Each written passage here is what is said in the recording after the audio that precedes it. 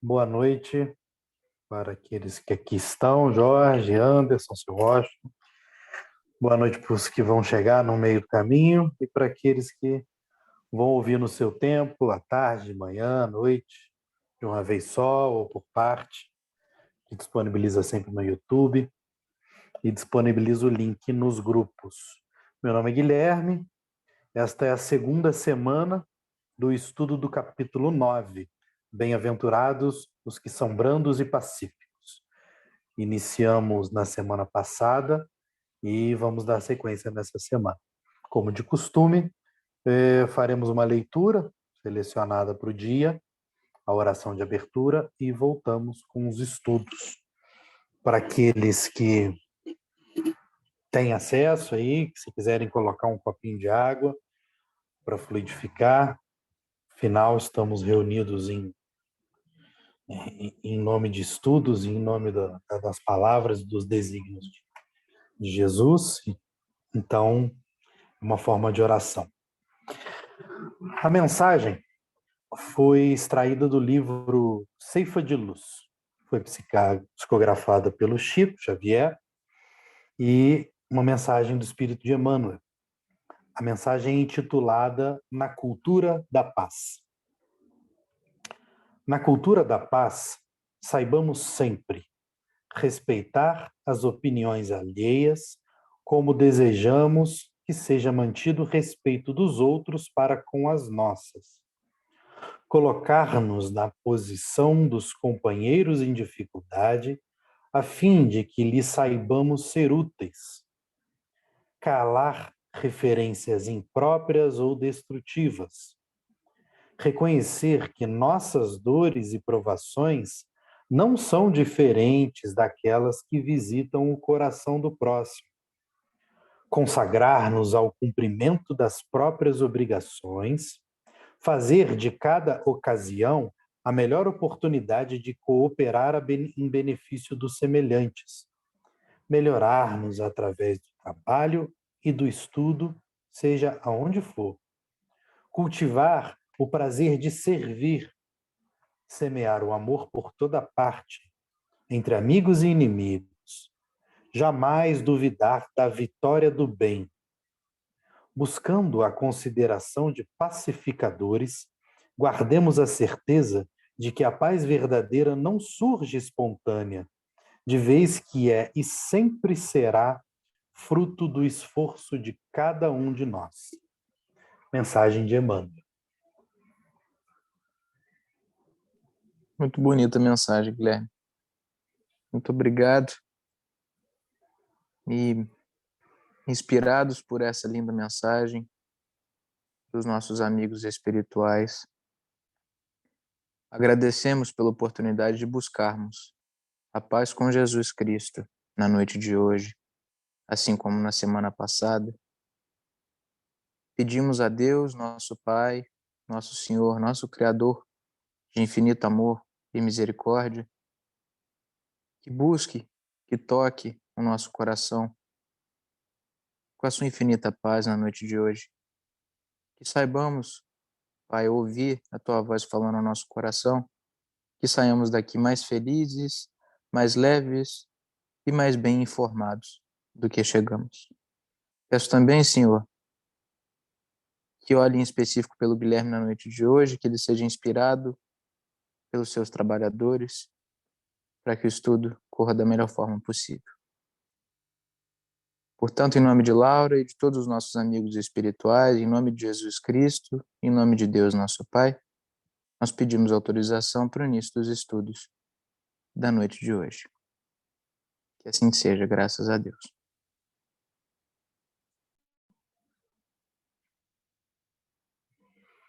Obrigado, Anderson. Novamente, lembrando aquelas pessoas que chegaram agora, se quiserem colocar um copinho de água aí, vamos iniciar o estudo, fazendo brevíssima recapitulação do que nós começamos a tratar na semana passada e mais ou menos mapear onde nós estamos dentro do Evangelho segundo o Espiritismo. Nós estamos no capítulo 9, iniciamos os estudos específicos das bem-aventuranças. Iniciamos ali os capítulos preliminares, os 4 capítulos preliminares. Kardec muito bem nos coloca como um início de compreensão dos princípios espíritas e tudo mais, e introduzindo para nós aquela estrutura que nos empresta a interpretação do Evangelho, do Novo Testamento, pelas passagens registradas pelos apóstolos. Enfim, começamos a bem-aventurança, que são basicamente aquelas contidas, talvez seja a passagem bíblica mais imponente, né, mais expressiva, que é o Sermão da Montanha, onde Jesus Cristo coloca as bem-aventuranças, reúne as bem-aventuranças. Estamos na segunda delas, que é, na verdade, na terceira delas, né, que é bem-aventurados os que são brandos e pacíficos. Tratamos do que são efetivamente as bem-aventuranças, aqui, máximo resumo como as benditas, né? Bem-aventuranças como uma união de paz de espírito, de elevação e de uma aceitação das adversidades, uma aceitação através da fé esclarecida das adversidades, para torná-las e compreendê-las como obstáculo, que são vinculadas a provas ou a expiações, a aflições que precisamos corrigir, alguns más condutas passadas, nos corrigirmos, ou aquelas que vão nos levar à frente, demonstrar que já somos responsáveis e capazes de galgar maiores patamares nessa caminhada da evolução. E aqui é bem-aventurado, porque as bem-aventuranças, sobretudo os títulos, eles geralmente trazem aparentemente contradições, o que logo lendo assim são contradições, porque bem-aventurados são os pobres de espírito, mas espera aí, pobres de espírito e bem-aventurados, benditos, sortudos, virtuosos, por isso, sempre ali há algo que no senso comum é algo que é ligado à fraqueza, vulnerabilidade, a uma pessoa que está mais longe do perfil ideal de sucesso e de força, e de imponência, e de liderança. Mas que, na verdade, quando a gente vai lendo, sabe exatamente que estes são os verdadeiros, essas virtudes, a brandura, a pacificidade, a pobreza de espírito, a semelhança ao espírito da criança, estas são as verdadeiras virtudes que lhe capacitarão a cada vez mais chegar próximos daquelas virtudes indicadas para se chegar no reino dos céus, onde tem várias moradas. Então, essa aqui a gente vai falar da brandura e da pacificidade. Na semana passada, eu abri um adendo para a gente tratar da sintonia entre pensamento e ação. Especificamente, trouxe ali a Revista Espírita um discurso que Kardec fez ali para a sociedade parisiense, onde ele falava especificamente da força do pensamento, da energia do pensamento, da forma que o pensamento adquire, das influências que ele exerce ali na psicosfera, entre as pessoas e, sobretudo, a confluência de pensamentos coletivos. Aqui, novamente, voltando um pouco, na terceira revelação, que é o Espiritismo, seria nós sendo chamados, conclamados a agir por si, como uma reforma íntima, individualizada, mas também agir coletivamente, conclamando que ficar sozinho, se enclausurando e se afastando da vida em sociedade para simplesmente dedicar a sua vida e energia a si mesmo, ela não é dentro dos desígnios espíritos, dos desígnios evangélicos. Pelo contrário, a gente evolui coletivamente cada vez mais, essa responsabilidade coletiva é conclamada no Evangelho segundo o Espiritismo. Então, as virtudes, elas vão ficar cada vez mais próximas da caridade, que a gente vai ver para frente, que é fora da caridade na salvação. Caridade não só voltada para nós mesmos, é a caridade voltada para a coletividade, para o próximo. É aquela escala de amor que a gente já tratou rapidamente, onde estaríamos nós em uma primeira ou segunda faixa de amor, seria aquela faixa primeira, né? A mais interesseiro, o amor interesseiro, aquele amor daquela pessoa que você quer algo em troca, você espera algo em troca, ou o mínimo que você espera que ela não te atinja, não te fira. Seria a segunda fase, o amor àquele que te quer bem, que te ama também, então o amor recíproco, o amor fraterno, o amor mais próximo aqui, que é mais fácil para nós. O amor lúdico, o amor máximo, que é o amor irrestrito, o amor capaz de amar o inimigo, dar a outra face, tudo mais. Isso age coletivamente, é sempre demandando ao outro, não só a si mesmo. Mas vamos lá. Chegamos aqui nessa questão do pensamento, de falar e de explicar o porquê a brandura, a pacificidade, a mansuetude, a benevolência não são fraquezas para as virtudes cristãs, para as virtudes espíritas. Elas não demandam fraqueza sobre e longe de ser pessoas covardes, pessoas que fogem à luta. Não existe. Esse senso comum, ele precisa ser mais estudado para a gente sair dessa faixa de simplesmente achar que uma pessoa que dá a outra face, uma pessoa que não responde à violência também com violência, é uma pessoa covarde. Então, logo de início aqui, Kardec já nos traz 3 passagens de Mateus, capítulo 5, versículos 5, 9, 21 e 22. Vou ler o 21 e 22, que está dentro ali do subtítulo, estou lá no capítulo 9, Injúrias e Violências. Sabeis que foi dito aos antigos: não matareis, e quem quer que mate merecerá condenação pelo juízo. Eu, porém, vos digo que quem quer que se puser em cólera contra seu irmão merecerá condenado no juízo, merecerá condenação no juízo. Que aquele que disser a seu irmão raca merecerá condenado pelo conselho, e aquele que lhe disser és louco merecerá condenado ao fogo do inferno. Em rápida explicação aqui, raca é quase um xingamento, não é um impulso. Era um dito antigo ali que geralmente a pessoa fazia cuspindo no chão. Então, era uma maledicência, enfim, era uma, é um mau juízo da pessoa. Então, é quase como uma blasfêmia ali para aquela pessoa. E aqui colocando, né, que não só a violência física, como antigo lá nas leis mosaicas, como matar, mas também a violência em pensamento, a violência verbal e a violência em pensamento. Aqui dizendo, aquele que fala raca é aquele que pensa e disser, és louco. Por isso eu achei necessário falarmos um pouco da força do pensamento na semana passada, para chegar aqui e nos clamar a responsabilidade de não é só pela ação. Claro que é muito difícil nos aconselharmos e vigiarmos o nosso pensamento, mas aqui é uma forma de, vamos dizer, de agravamento ou atenuação. Claro que a ação ela é condenável ou não, a ação ela vai lhe colocar a julgamento ou não, o julgamento moral, o julgamento de consciência ou o julgamento perante Deus, que nada dele se esconde.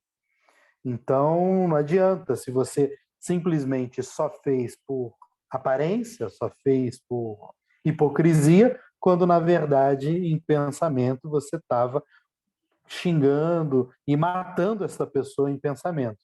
Então, o máximo de equilíbrio o máximo de pensamento equilibrado e manso, com ação equilibrada e mansa, em paciência, em paz, em pensamento, em ação, é essa sintonia que se deseja, essa sintonia que se conclama. Vou voltar nas próprias agora palavras do Kardec, nos explicando esse item, injúrias e violência. Por estas máximas, a que eu acabei de ler, né, que é a passagem de Mateus, Jesus faz da brandura, da moderação, da mansuetude, da afabilidade e da paciência uma lei.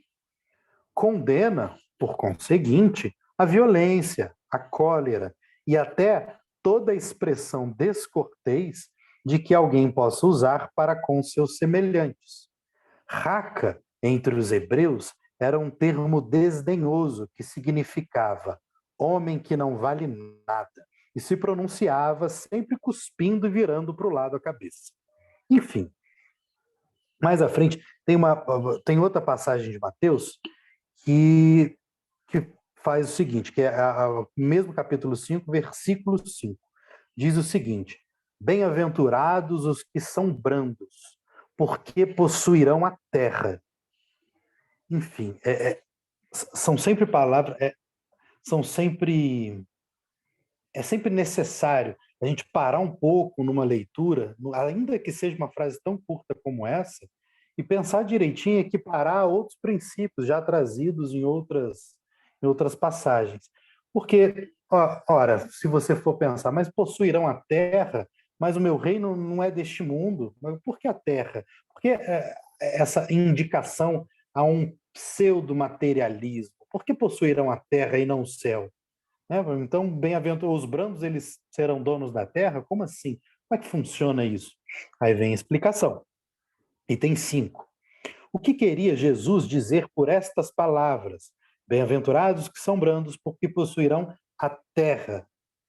Tendo logo antes recomendado aos homens que renunciassem aos bens deste mundo e havendo-lhes prometidos os do céu. Vamos lá. Enquanto aguarda os bens do céu, tem o homem necessidade dos da terra para viver. Apenas os que ele, Deus, lhe recomenda é que não ligue a estes últimos, que são os bens da terra, mais importância aos que do primeiro, que é os bens do céu. Então, é uma benevolência enorme e é uma justiça divina mesmo, de saber que nós, por estarmos aqui nessa vibração, ainda pegada a essa matéria, ao corpo, existe uma necessidade aqui para nós de fazer desta vida uma vida saudável, uma vida equilibrada, e isto você precisa alimentar o seu corpo com determinados pontos. Não só alimentar o corpo de alimento, não, tá? Alimentar de postura, em vida social, em vida do que for. Então, por que nesse caso aqui o brando herdará a terra? Porque quando chegar a hora da regeneração, a hora da transição planetária, a lei que se imporá não é a lei da violência, como muitas vezes é a lei dos homens. Lei da violência, a lei de você se impor pelo dinheiro, pelos bens materiais ou pela força física. Quando chegar a lei imposta por Deus, esta terra será herdada pelos brandos. É esse o raciocínio. Tanto é que aqui não está dizendo que vai ser reinada pelos brancos, será herdada pelos brancos. Então será uma herança, só se deduz coisas ao final, né? Coisas quando já está no finalzinho. Então, não é que o pacífico e o brando eles sejam pessoas ingênuas e sejam pessoas ignorantes ao ponto de ser brandos e pacíficos e não agir num determinado momento. Pelo contrário, são aquelas pessoas que, mesmo vivendo em um mundo de prova e expiação, onde sabemos que, em sua maioria, convivemos com pessoas enraivecidas, coléricas, desequilibradas, e nós mesmos somos umas dessas pessoas, por muitas vezes, em episódios específicos, mesmo nessas circunstâncias, onde estamos recebendo todas as pressões e estímulos para deixar a brandura, para deixar a afabilidade, para deixar a paciência, nós escolhemos permanecer pacíficos.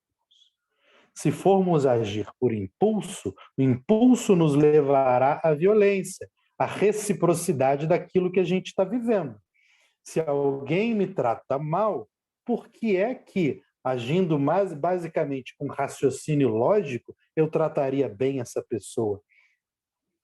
Então, o pacífico, o brando, o manso, ele sabe exatamente onde ele está, ele sabe exatamente que, se não cuidar de suas ações, agirá mais perto do animal do que de um animal racional, do que um animal mais perto de um espírito evoluído. Ele vai se deixar levar pelo seu corpo. E o seu corpo quer se alimentar do orgulho, quer se alimentar do poder, quer se alimentar dos bens materiais. Então, ele vai descolar disso um pouco mais. Eu me lembro até numa passagem, numa palestra do Haroldo, que ele dá um exemplo muito bacana. E assim, exemplos do Gandhi são sempre muito grandes, né? Tirando a ironia aí. São sempre muito grandes, mas é que, sobretudo, em relação a atitudes pacíficas.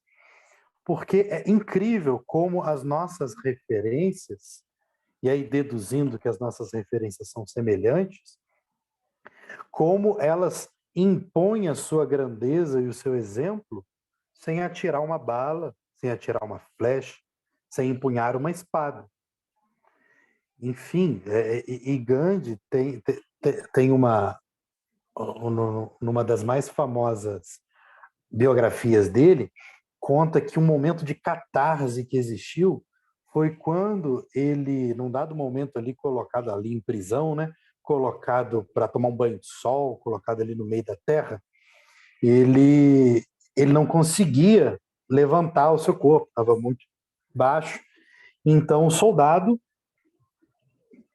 pegou ele, já cheio de cólera, pegou ele e ordenava: fique em pé, fique em pé, você não vai ficar deitado, você não vai ficar curto, fique em pé, fique em pé. Enfim, ele não conseguia pela força física, o soldado levantava e dava uma bolacha nele, dava um tapa nele, ele caía de novo. Novamente, fique em pé, fique em pé, fique em pé. Pegava e dava isso. E foi isso umas 2, 3 vezes. E Gandhi não expressava na feição, isso é um escrito da biografia e várias pessoas contam sobre isso. Gandhi não expressava nenhuma feição de que estava com raiva. Ele não empunhava nada, não falava nada para o soldado. Até que, cansado de ver aquilo, já com raiva, o soldado o questiona: com quem é que você aprendeu a ser tão covarde do jeito que você é? Gandhi olha para o pescoço dele e aponta: foi esse cara que morreu no crucifixo que você empunha. E conta a biografia que depois daquilo o soldado não conseguiu, caiu em prantos, foi uma epifania, uma energia tão grande que ele caiu em prantos e todos os soldados que ali estavam também não conseguiam chegar perto do Gandhi em relação a isso. Mas enfim, é o poder da não violência, né? Da reciprocidade interditada. Quando você não só devolve o que você recebeu, você recebe, você manipula, você entende e você processa aquilo para depois devolver ao mundo, não só a pessoa que te deu, porque quando você joga de volta não é só para a pessoa, é para o mundo inteiro. A gente viu isso, a força do pensamento, na semana passada. Você devolve de uma forma cortês, de uma forma afável, de uma forma construtiva. Por falar em afabilidade e doçura, avançando agora nas instruções dos espíritos, tem a instrução do espírito de Lázaro. Ele fez isso em 1861 em Paris. Ele falando sobre a afabilidade e a doçura. Só recapitulando aqui, tá, pessoal? A lei do amor é a que impera, a lei do amor é a lei de Deus. Aí vem trazendo mais na terceira revelação, muito mais com Chico, através do Espírito de Emmanuel, a ideia da caridade, a ideia do amor na caridade, através da ideia do amor na ação do amor. E essa ação que ela vem empunhada aqui, nessas bem-aventuranças, através de algumas características, que até já foi dito, mas eu queria recapitular, que é a doçura, a moderação, a mansuetude, a afabilidade e a paciência.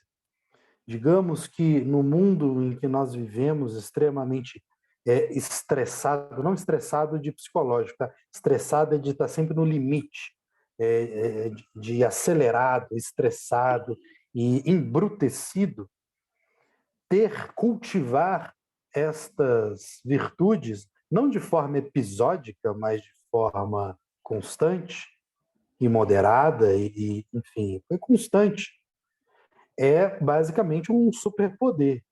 Tem muita gente aí que gosta de super-herói que voa, que isso, que aquilo. No mundo de hoje, se você tem essa inteligência emocional, algumas pessoas colocam isso tudo num pacote de inteligência emocional, mas é muito mais que isso, mas enfim, para fins de compreensão, é realmente uma pessoa super poderosa. Uma pessoa que, com o superpoder, usando lá o exemplo do Homem-Aranha, ele não pode usar só para si, é uma grande responsabilidade. Com grandes virtudes, com grandes poderes, vem grandes responsabilidades. E vamos agora, dentro disso, da afabilidade, dessas características, falar de duas delas, que é a afabilidade e a doçura, pelo espírito de Lázaro. Ele diz o seguinte, item 6. A benevolência para com os seus semelhantes, fruto do amor ao próximo, produz a afabilidade e a doçura, que lhe são formas de manifestar-se. Então, é uma ação. Entretanto, nem sempre há que fiar nas aparências, que confiar nas aparências. A educação e a frequentação do mundo podem dar ao homem o verniz destas qualidades, ou seja, a aparência dessas qualidades. O mundo está cheio dessas criaturas que têm nos lábios o sorriso, mas no coração o veneno. Não basta que dos lábios maneiem leite e mel, se o coração de modo algum lhe está associado. Só há, então, hipocrisia. Aquele cuja afabilidade e doçura são fingidas, não são fingidas, nunca se desmente. É o mesmo tanto em sociedade como na intimidade. Esse, ademais, sabe que se pelas aparências se consegue enganar os homens, a Deus ninguém engana. Eu me lembro também numa passagem do Renato, né, que ele fala: mentir para si mesmo é sempre a pior mentira. Porque não tem como. A sua consciência sabe. Existem causas extremas, mas de desequilíbrios psicológicos, onde de fato uma pessoa desassocia uma verdade, um fato que aconteceu, e passa a de fato acreditar numa mentira. Mas assim, isso ainda assim é a verdade para essa pessoa. Ela não está necessariamente se enganando. É basicamente uma disruptura ali do seu aparelho psíquico. Mas aqui, novamente, é falando do equilíbrio entre ação e pensamento. Você se afastar da ação hipócrita. Eu lembro que o Anderson também nos trouxe lá dos estudos dele, eu até coloquei o nome para ele, né, que é o sepulcro caiado, que é aquela pessoa que faz tipo, que age de forma desligada àquilo que pensa ou àquilo que crê. Vamos seguindo. Aí, até na semana passada o Anderson falou que também estava com vontade de entender isso. Obediência e resignação, que é a segunda instrução dos Espíritos, pelo mesmo Espírito do Lázaro, mas dessa vez 1863, Paris também. Vou ler aqui o item 8 e depois conversar sobre isso. Item 8. A doutrina de Jesus ensina, em todos os seus pontos, a obediência e a resignação. São duas virtudes companheiras da doçura e muito ativas, se bem os homens erradamente as confundem com negação do sentimento e da vontade. A obediência é o consentimento da razão. A resignação é o consentimento do coração. Vou voltar nisso. A obediência é o consentimento da razão. Já a resignação é o consentimento do coração. Vamos ficar nisso aqui. Vamos lá. Primeiro, um ensinamento. Resignação e obediência são ações. Elas não são a inércia. Elas não são você não fazer nada, a omissão ou a negligência. Pelo contrário. Isso porque, né, que obediência e resignação, que geralmente são ações onde você não age de forma a expressar ao mundo uma ação comum, né, uma ação típica, o porquê que elas são ações neste colóquio aqui? Seguinte, pela inércia, assim como a gente conversou há 10 minutos atrás, nós tenderíamos a responder violência com violência, escalar a violência sempre, falar mais alto que o outro, tentar superar o outro, tentar passar por cima do outro, se agíssemos somente pelos impulsos do nosso corpo. Mas como a gente não é só bicho, a gente age por consciência e temos dentro de nós as virtudes e o alinhamento da moral, e ainda bem que aqui em estudo a gente vai lapidando isso com exemplo, sobretudo de Jesus Cristo, a gente sabe que diante de um dia, de um ano, de uma adversidade, de um episódio que nos clama a violência, que nos clama a cólera, nós fazemos o contrário. Por isso é uma ação. É a ação de quebrar aquela roda de reciprocidade de violência. A obediência a quê? A lei de Deus. É a obediência à lei do amor, obediência a dar outra face, a obediência a ser doce. Essa obediência. Por isso que aqui a obediência é o consentimento da razão. Racionalmente você responderia se impondo, porque é a lei da sobrevivência também, né? Se fosse simplesmente por esse ímpeto, por essa pulsão de sobrevivência, você iria se fechar e até mesmo com violência, de falar mais alto para a pessoa ir embora, falar com rispidez e se colocar mais imponente para a pessoa não te atacar, ou simplesmente atacar a pessoa com medo de que ela te ataque mais forte ainda. Você quebra essa racionalidade através da obediência à lei de amor. Vamos lá. A resignação é o consentimento do coração. Resignação é o consentimento do coração, porque é a segunda etapa. É quando você faz a fé esclarecida.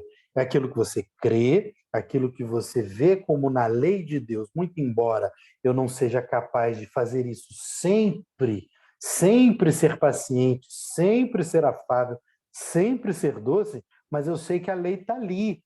Então esse é o consentimento da razão. Eu preciso ir ali, mesmo que toda a força do meu corpo e do meu pensamento me leve para outro lugar. Essa é a razão daquela lei que eu conheço. Mas agora a resignação é o consentimento do coração. É quando você aceita, quando você não só vai, você vai aceitando. Então, por isso que a junção dessas duas características é muito próximo daquilo que é a fé espírita, que é a fé esclarecida. Não só vou porque eu acredito em Deus e é porque é, como também não só vou porque eu só acredito em fenômenos que eu posso comprovar. Então, é uma mistura dos dois. É uma mistura de obediência à lei, mas também a minha aceitação à lei. Eu preciso crer que esta lei me fará bem e fará bem àquela pessoa que me ataca. Eu posso simplesmente ser obediente à lei, ser um crente, né, sem nenhum termo pejorativo aqui, tá? De crente, é de fé, a pessoa que crê. Eu posso ser um crente e usar isso de uma forma objetiva, não responder em mais alto, porque eu lembrei ali do Sermão da Montanha na hora.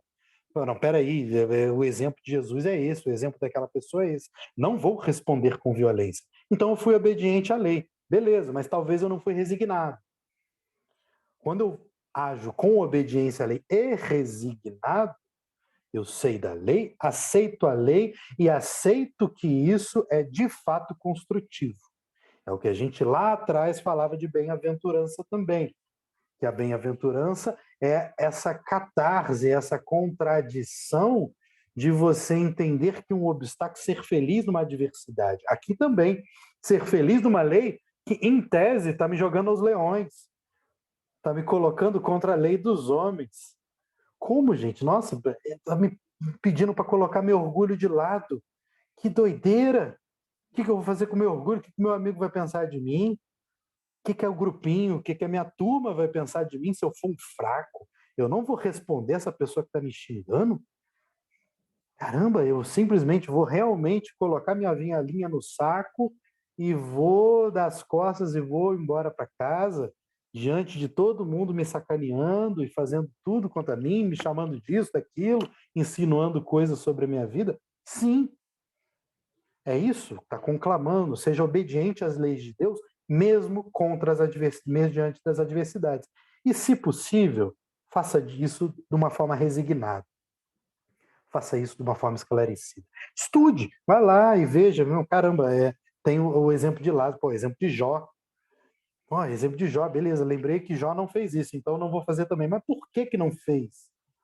Mas por quê? O que está de trás? Qual é a moral da história daquilo ali? Por que que eu tenho que ser obediente? O porquê que eu tenho que dar outra face? O porquê que eu tenho que me parecer com o espírito de uma criança? O porquê que eu tenho que ser pacífico? Enfim, é isso, a resignação e a obediência. Por isso, é ligado à razão, a obediência ao consentimento da razão, e a resignação ao consentimento do coração. É aquele que ganha e leva, né? Você ganhou porque você não agiu de forma violenta contra a violência, e você levou também porque você agiu de forma resignada. Você pode só ganhar, mas às vezes você ganha e leva. Agora, pulando um capítulo, indo para o último das instruções dos espíritos, falar da cólera. Vamos lá. Pelo espírito que se intitula como Espírito Protetor. Foi escrito em Bordeaux em 1863. Colhida nessa mensagem. Item 9. O orgulhoso vos induz a julgar mais do que sois, a não suportares uma comparação que vos possa rebaixar, a vos considerardes, ao contrário, tão acima dos vossos irmãos, quer em espírito, quer em posição social, quer mesmo em vantagens pessoais, que o menor paralelo vos irrita e aborrece. Que sucede então? Entregai-vos à cólera. Pesquisai a origem desses excessos e acessos de demência passageira e que vos assemelham ao bruto, para fazer até mesmo perder o sangue frio e a razão. Pesquisai e quase sempre você se deparará com um orgulho ferido, episódios de orgulho ferido, que é o que vos faz repelir coléricos os mais ponderados conselhos, senão o orgulhoso ferido por uma contradição. Até mesmo as impaciências, que se originam de contrariedades muitas vezes pueris, decorrem da importância que cada um liga à sua personalidade, diante da qual entende que todos se devem dobrar. Em seu frenesi, o homem colérico a tudo se atira, à natureza bruta, aos objetos inanimados, quebrando-os porque eles não lhe obedecem.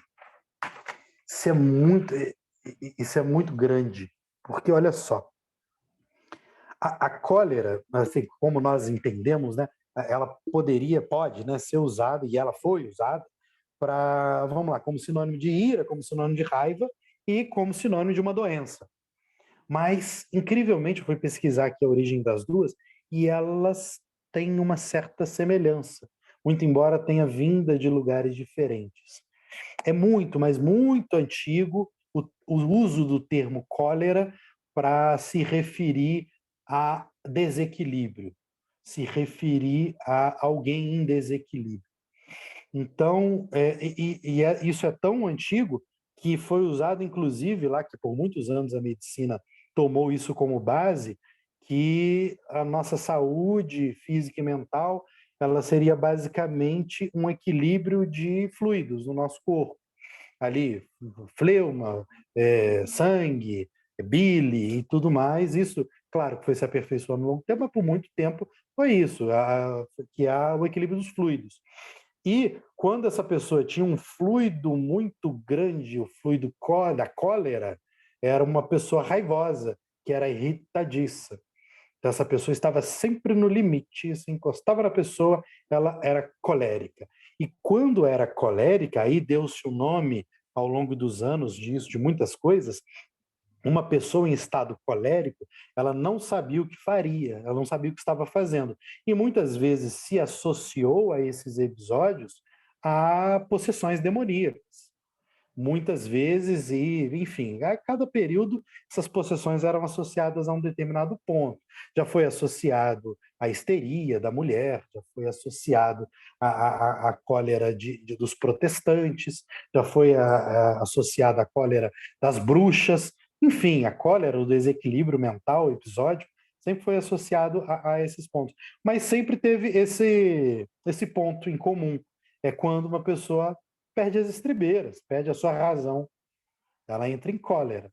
E tem a cólera da doença, enfim, da pandemia, que também arrasou o mundo, que é ligada ao desequilíbrio do intestino, é ligado a um desequilíbrio maçante da sua saúde, mas não necessariamente a saúde mental, a saúde, sobretudo intestinal, que era aquela que mais aparecia, né? As pessoas naquela época não eram muito higiênicas, então se sabia muito bem à frente da casa das pessoas qual a saúde intestinal delas. Então era muito visível quando uma pessoa estava doente ou não, era mais pela saúde intestinal. Era assim que se via a saúde de uma pessoa. Então tem essas duas origens. Mas sobre a cólera, que eu estava lembrando, que é o seguinte, como que tem muito a ver. É, eu estou estudando recentemente, voltei a estudar psicanálise, e muito lá se fala do mito narcísico, do que é uma pessoa narcisista, do que é uma imagem narcísica. E ao contrário não, mas diferentemente do senso comum, o narciso não é exatamente aquela pessoa que ama a sua imagem, não é necessariamente aquela imagem que ele tem de si. É o contrário, é a pessoa que ama a imagem que ele constrói nos outros e que esse outro olha para ele. Então, não é aquela imagem que ele tem de si mesmo quando ele olha no espelho, é aquela imagem que ele conseguiu convencer o outro de que ele é. E quando ele convence a se ter uma imagem social, né, seu avatar social, seu perfil nas redes sociais, de uma forma que as pessoas gostam daquele perfil, independentemente do que ele seja, na sua intimidade, ele quer cultivar aquele perfil. É aquela imagem que é a imagem narcísica. É aquela imagem que ele quer cultivar e cultuar. Então ele passa a subverter, substituir a imagem que ele tem de si por aquela imagem, porque aquela imagem é melhor, aquela eu construí, aquela eu controlo. Então ele, na verdade, ele se pauta através do outro. Por que eu estou dizendo isso? É, a, a cólera, ela muitas vezes é associada a quando você acha que não controla mais as coisas que estão em volta de você. Acha que você perdeu o controle. Então, o que você faz? Você subjuga aquilo, você quer matar, destruir aquilo. Aqui no final até coloca, né? Você se atira na o espírito protetor fala, é quando você se atira à natureza bruta, aos objetos inanimados, quebrando-os porque eles não lhe obedecem. Então, isso é um descolamento tão grande, né? Você se achar total e completamente você você é como se tivesse todas as chaves do que as coisas estão acontecendo em volta de você. Você quer controlar absolutamente tudo, então é o contrário da lei de obediência. Olha como a lei de Deus subverte essa ideia de você controlar o outro. É você se doar para o outro. É como a gente leu no início. Deixa eu ver se eu pego aqui a oração, a mensagem de Emmanuel na cultura da paz. É você, deixa eu ver aqui se eu acho, em próprios instrutivos, acompanhar, fazer da ocasião. Não vou lembrar, melhorar através do trabalho, do estudo, onde for cultivar o prazer de servir. Quantos episódios a gente tem na Bíblia quando Deus lava os pés de uma outra pessoa? Quantos episódios nós temos de Chico quando, no senso comum, aquele ente deveria figurar com uma figura de poder, uma figura hierarquicamente superior? A única hierarquia que existia ali é uma hierarquia moral. E ela não é usada para dar lição de moral. Pelo contrário, era pelo exemplo. É pelo exemplo de servidão. Olha como é subversivo isso. Quando você espera de mim que quando mais alto eu tiver, lá de cima eu vou comandar, lá de cima eu vou mandar, lá de cima eu vou fazer. Não, quando eu chegar lá eu vou servir. Por isso que quando os espíritos são questionados, os espíritos mais evoluídos são questionados, nossa, caramba, você já já atingiu, então, a superioridade, você não tem mais nada que fazer, né? Aí é só felicidade. Como não tem nada que fazer? Eu vou servir. É agora que eu vou começar. É agora que eu vou começar a servir. Porque, para mim, eu não preciso de mais nada, eu preciso ajudar vocês. Olha só, é uma subversão absurda. Absurda. Para isso, você pode seguir só pela obediência, achando que é porque está nos escritos, é porque são pessoas que você tem confiança e fé, como Jesus Cristo e como os espíritos mais evoluídos, como Chico Xavier, como Kardec, como Emmanuel, ou você pode fazer isso de uma forma resignada, entender e de fato aceitar. Então, a obediência e a resignação, elas devem também ser alinhadas, não deve ser só através de uma. Então, estamos nos aproximando aqui quase das 9. Eu queria, junto na cólera aqui, ler uma parte, tá, aqui, uma parte do livro Escrínios de Luz, que é do Chico, que é pelo Espírito de Emmanuel. Essa passagem diz o seguinte, sobre essa questão da lei do amor e da caridade que a gente estava falando, e enfim, de não confundir paciência, afabilidade e paciência, enfim, com fraqueza.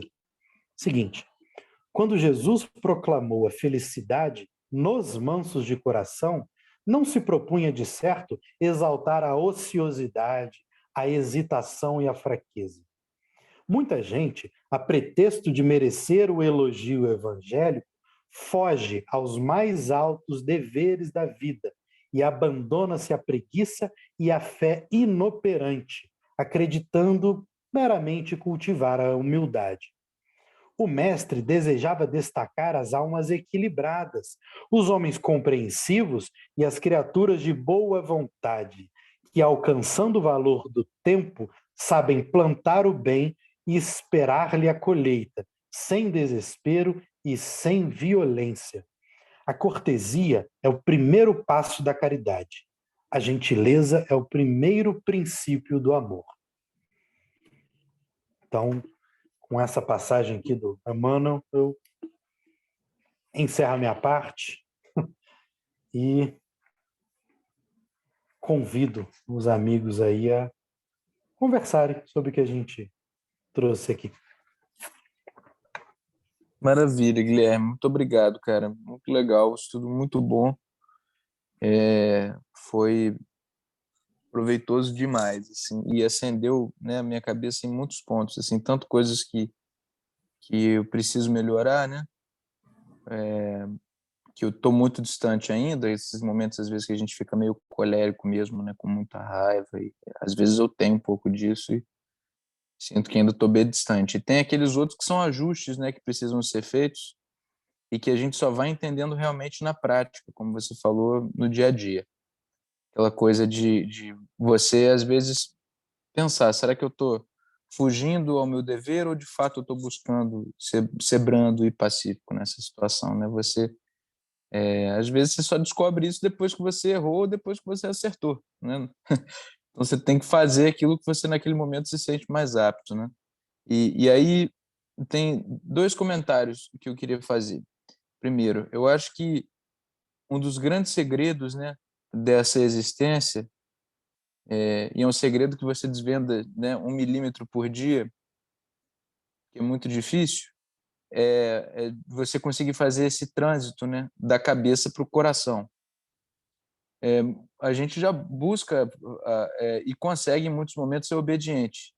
Agora, ser verdadeiramente resignado já é um outro passo, né? É claro que um acaba alimentando o outro. Tem alguns pontos, provavelmente, em que você já consegue ser resignado, mas que você ainda não dispõe do entendimento intelectual, né? Mas assim, tem muitos os problemas na minha vida em específico que eu já compreendo em muitos momentos a solução, né? Eu já entendo e obedeço, né? Às vezes deixo de agir em alguma coisa, mas sentir efetivamente eu ainda não sinto, né? Ainda não consigo sentir. E em relação a ser resignado ainda, eu até abri aqui para ler uma coisa sobre taoísmo, né? que da ação pela não ação, né? Em muitos momentos, a coisa mais sábia a se fazer é, de fato, você aguardar para fazer a coisa certa, né? Respirar fundo, e isso é uma coisa já milenária. E é impressionante como que o Espiritismo ele é capaz de trazer para a gente é, essa, todas essas mensagens de uma forma muito simplificada, porque se você for ler essas filosofias orientais, você tem, primeiro que para você acessar o conteúdo já é difícil, porque não é uma coisa que todo mundo estuda, certo? E além disso, são muitas metáforas, né? E você, na doutrina espírita, é uma coisa tão direta, explica isso tudo para a gente de uma forma tão bonita, né?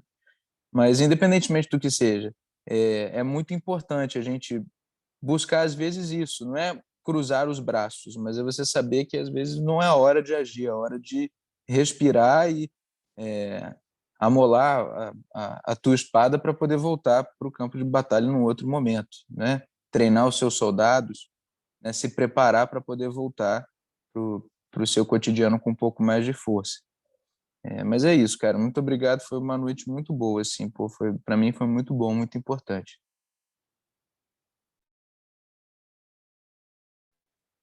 Pessoal, eu também gostaria de dar meu testemunho, que o estudo foi maravilhoso, me esclareceu muita coisa e muito oportuno no que eu estava precisando ouvir. Muito obrigado por tudo e que todos tenham uma linda noite de paz, amor com a família.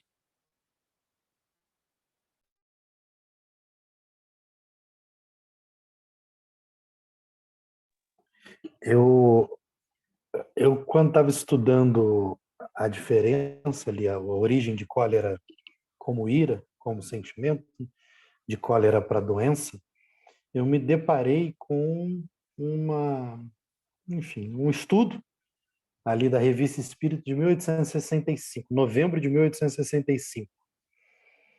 E, enfim, falando da cólera como pandemia. E, assim, se você trocar a palavra cólera por Covid, muda muito pouca coisa. Queria compartilhar com vocês duas estrofes, dois parágrafos aqui. Não sei se tem muito a ver com o tema, mas, enfim, estou intuído a compartilhar com vocês. Bom, isso aconteceu aqui na sociedade parisiense, esse estudo foi feito, porque o espiritismo ele estava sendo comparado, lá em 1865, no auge da cólera na Europa, estava sendo comparado à cólera, falando que o espiritismo era uma praga, era algo que tirava a vida das pessoas, a vida psíquica das pessoas. Então, enfim, e era de fácil contágio. Então, a partir disso, num longo texto, se aborda isso. Enfim, o que eu quero ler é o seguinte. Kardec e os médiuns Desliens e Morin. Certamente seria absurdo crer que a fé espírita seja um atestado de garantia contra a cólera. Mas como está cientificamente reconhecido que o medo, enfraquecendo ao mesmo tempo o moral e o físico, torna mais impressionável e mais suscetível de ser atingido pelas moléstias contagiosas. É evidente que toda causa tendente a fortificar a moral é um preservativo. Mas, sem dúvida, os espíritas podem morrer de cólera, como todo mundo, porque seu corpo não é mais imortal que o corpo dos outros, porque quando chegar a hora, há de partir, por esta ou aquela causa. A cólera é uma das causas que só tem de particular levar o maior número de pessoas ao mesmo tempo, o que produz uma maior sensação e comoção. Parte-se em massa, em vez de isoladamente. Segue-se que vão negligenciar as precauções necessárias em casos semelhantes e baixar a cabeça diante do perigo? Absolutamente que não. Eles, espíritas, tomarão todas aquelas que são aconselhadas pela prudência e por higiene racional, porque são fatalistas ou porque não temem a morte, sob que não devem procurá-la. Ora, desprezar as medidas sanitárias que podem preservá-los seria um verdadeiro suicídio, cujas consequências conhecem muito bem para eles se exporem. Consideram como um dever velar pela saúde do corpo, porque a saúde é necessária à realização dos deveres sociais. Se buscam prolongar a vida corporal, não é por apego à terra, mas por ter mais tempo para progredir, melhorar, depurar-se, despojar-se do homem velho e adquirir maior soma de méritos para a vida espiritual. Mas se a despeito de todos os cuidados devesse sucumbir, tomam o seu partido sem queixa, sabendo que todo progresso tem os seus frutos, que nada do que se adquire em moralidade e inteligência fica perdido, e que se não se desmereçam aos olhos de Deus, serão sempre melhores no outro mundo do que neste, mesmo que não tenham o primeiro lugar. Eles apenas dizem: vamos um pouco mais cedo para onde iríamos um pouco mais tarde. Bom, não sei se tem muito a ver com o dia de hoje, mas é uma passagem que está dentro aí do que nós estudamos. É bacana, bem bacana, cara. Falando sobre... Depois você puder me passar os dados aí da Revista Espírita, eu gostaria de ler o restante do artigo. Mando sim. Bom, o João, Jorge, gostaria de falar algo antes da oração final? Não, eu não tenho nada para falar, não, Guilherme. Parabéns, foi muito bom, realmente. Foi bastante claro, como você tem sido nas últimas semanas e ao longo do tempo, né? Bastante claro, objetivo, inspirado, acima de tudo, né? Então, é só agradecer mesmo. Obrigado. Primeiro, pedir desculpas aí que eu entrei atrasado, que eu estava envolvido aqui numa ligação, resolvendo uma questão lá do irmã Laura, mas o pouco que eu vi, né, já, claro, com os depoimentos aí dos nossos irmãos, aí, os nossos amigos, com certeza foi bem colocada a sua fala. E como eu peguei o finalzinho, só me lembrei aqui que é muito engraçado essa parte da cólera, né? Porque eu lembro que quantas ferramentas eu joguei longe por falta de controle emocional, cara. E a gente, com o passar do tempo, a gente vai adquirindo um pouco mais esse controle, não quer dizer que a gente não esteja já isento dele, mas a gente fica assim, rindo da gente mesmo, meu Deus, né? Vamos fazer cada coisa impressionante. Por isso que a doutrina espírita é importante, né? Dar essa base para a gente, esse conhecimento que a gente vai se melhorando. É isso aí, meu amigo. E como as coisas são intrinsecamente ligadas, né? O Anderson citou a inteligência milenar oriental aí, quantas delas nos indicam que a gente tem um autoconhecimento do corpo também, não só da mente. Não só em relação à vida saudável, mas em relação à meditação, a conhecimento do corpo, porque a gente sabe que quando a gente está em cólera, está enraivecido, a gente mesmo fala, né? O sangue ferve, a cabeça fica quente, o sangue corre para a perna ou para o braço, enfim, são questões neuroquímicas até. Mas é isso, é a gente vigiar bastante e se conhecer, e o que o Anderson falou ali em relação à ação pela não ação, é o que o Kardec colocou aqui, que agir com pacificidade e mansuetude é uma ação. Ser afável, deixa eu ver especificamente aqui, quando ele fala a afabilidade e a doçura, elas não são lugares em que você não faz nada, não são inércias, elas são ações. Ação por quê? Você quebra algo que está em movimento. Porque se você simplesmente for com a manada, ir no fluxo, você vai agir com violência. Você vai xingar, você vai falar, vai maldizer. Então, quando você age com afabilidade e doçura, é uma ação, que você quebra o fluxo pernicioso. Eu lembrei da expressão morrer de raiva, né, que a gente usa, né? E tem uma certa lógica, né? Morrer de raiva, você está deteriorando o seu princípio vital. Então, vai morrendo aos poucos de raiva, né? Exatamente. Jorge, você faz a oração final para nós, por favor? Agradecemos mais uma vez por essa oportunidade de estar junto, a irmã Laura, seus colaboradores, aos nossos anjos de guarda, como sempre, que estão sempre soprando nos nossos ouvidos e aproveitando esse tema de hoje e as palavras ditas pelo nosso irmão Guilherme, que a gente possa realmente refletir, absorver e praticar, porque nesses dias de hoje a violência está aí, fora realmente, as pessoas estão todas coléricas, todas nervosas, e por qualquer coisa, a pólvora, o pavio, dispara e pode levar a consequências graves. E é por isso que eu sempre peço, e peço por vocês, por nós, pelas nossas famílias, que os espíritos amigos sempre nos livrem de todos os incidentes. Todo dia eu faço essa prece. Livrai de todos os acidentes e todos os incidentes, de todos aqueles que me possam fazer mal. Eu sou propriedade sua, e assim sendo eu vos peço, cubra-me com o vosso manto sagrado, trazendo-me sempre são e salvo de volta à minha casa. Falo isso todos os dias, porque realmente a cólera está aí fora. Então eu peço mais uma vez, em nome de Jesus, a irmã Laura, seus amigos e colaboradores, os nossos anjos de guarda, mais uma vez, que nos protejam sempre nesses tempos estranhos, nesses dias difíceis, e que a gente possa voltar sempre são e salvo para a nossa casa e que a gente se controle, que a gente não ceda a essas tentações de cólera e de raiva, de destempero que estão ao nosso redor todos os dias, por influência, certamente, de espíritos tão esclarecidos.